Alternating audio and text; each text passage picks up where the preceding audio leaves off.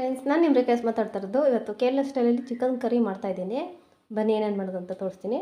ಮೊದಲು ಬಂದು ಬಾಣಲಿಗೆ ಎಣ್ಣೆ ಹಾಕ್ಕೊಂಡಿದ್ದೀನಿ. ಮಣ್ಣು ಪಾತ್ರೆಯಲ್ಲಿ ನಾನು ಚಿಕನ್ ಸಾರು ಮಾಡ್ತಾ ಇರೋದು. ಮೊದಲಾಗಿ ಒಂದು ಸಣ್ಣದಾಗಿ ಕಟ್ ಮಾಡ್ಕೊಂಡಿರೋ ಕಾಯಿ ತುರಿನ ಹಾಕೋತಾ ಇದ್ದೀನಿ. ಈರುಳ್ಳಿ ಹಾಕೋತಾ ಇದ್ದೀನಿ. ಈರುಳ್ಳಿ ಸ್ವಲ್ಪ ಬಾಡಿದೆ, ಇದಕ್ಕೆ ಶುಂಠಿ ಬೆಳ್ಳುಳ್ಳಿ ಪೇಸ್ಟ್ ಬಂದು 1 ಸ್ಪೂನ್ ಅಷ್ಟು ಹಾಕೋತಾ ಇದ್ದೀನಿ. 1 ಸ್ಪೂನ್ ಅಷ್ಟು ಶುಂಠಿ ಬೆಳ್ಳುಳ್ಳಿ ಪೇಸ್ಟು, ಧನಿಯಾ ಪುಡಿ 1 ಸ್ಪೂನು, ಚಿಕನ್ ಮಸಾಲ 1.5 ಸ್ಪೂನ್ ಹಾಕೋತಾ ಇದ್ದೀನಿ. ಕಾಶ್ಮೀರಿ ಖಾರದ ಪುಡಿ ಜಾಸ್ತಿ ಖಾರ ಇರೋದಲ್ಲ 2 ಸ್ಪೂನ್ ಹಾಕೋತಾ ಇದ್ದೀನಿ. ನೀವು ಖಾರ ಅಳತೆ ನೋಡಿ ಹಾಕ್ಕೊಳ್ಳಿ. ಅರಿಶಿನ ಪುಡಿ 1/2 ಟೀ ಸ್ಪೂನ್ ಅಷ್ಟು, ಜಜ್ಕೊಂಡಿರೋ ಸೋಂಪು ಕಾಳು, ಮೆಣಸುಕಾಳು ಅದನ್ನು ಜಜ್ಕೊಂಡಿದ್ದೀನಿ. ಇವಾಗ ಎಲ್ಲನೂ ಎಣ್ಣೆಲಿ ಬಾಡಿದೆ. ಇದಕ್ಕೆ ಚಿಕನ್ ಹಾಕೋತಾ ಇದ್ದೀನಿ. ರುಚಿಗೆ ತಕ್ಕಷ್ಟು ಉಪ್ಪು,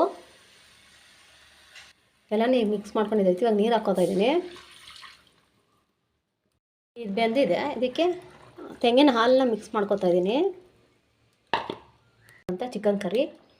ನೀವು ಒಂದ್ಸರಿ ಈ ಥರ ಟ್ರೈ ಮಾಡಿ ನೋಡಿ. ನಮ್ಮ ವೀಡಿಯೋ ಇಷ್ಟ ಆದರೆ ಲೈಕ್ ಮಾಡಿ, ಸಪೋರ್ಟ್ ಮಾಡಿ. ನೀವು ಮಾಡೋ ಲೈಕು ಸಪೋರ್ಟಿಂದ ನಾನು ಮುಂದೆ ಒಳ್ಳೆ ವೀಡಿಯೋ ಮಾಡಾಕ್ತೀನಿ.